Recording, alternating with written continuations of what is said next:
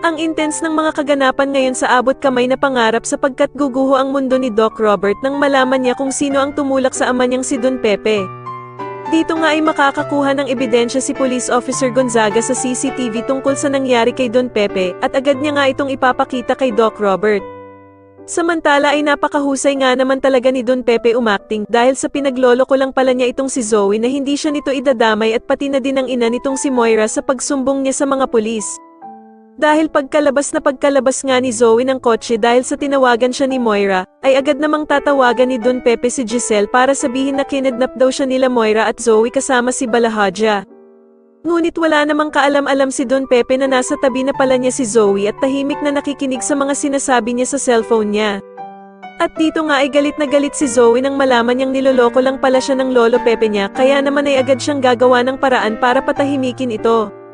Kaya naman ay galit na galit si Don Pepe nang agawin ni Zoe ang cellphone niya at dito nga ay ipapamukha niya kay Zoe na si Annalyn lamang daw ang tunay nitong apo at siya naman daw ay isa lamang manloloko at hindi siya tunay na tanyag.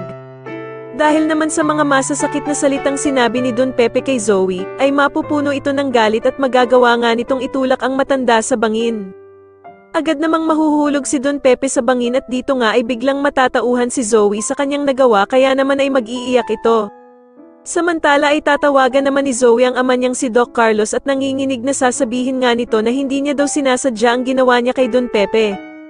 Tatanungin naman ni Doc Carlos si Zoe kung ano ba daw ang ginawa nito kay Don Pepe. Sa kabilang banda naman ay mare-recover naman ang katawan nitong si Don Pepe na walang malay. Agad namang makakarating dito si Annalyn at dito nga ay maabutan niya ang lolo Pepe niya na walang malay at sinasakay sa emergency car. Sa tingin niyo magawa pa kayang mabuhay ni Don Pepe matapos siyang itulak ni Zoe sa bangin? Mas lalo na nga talagang nagiging exciting ang mga susunod na kaganapan kaya naman ay mas lalo pa nating abangan ang mas lalong gumigandang abot kamay na pangarap. Maraming salamat po sa inyong panonood at sana po ay masubscribe niyo ako. Maraming salamat po.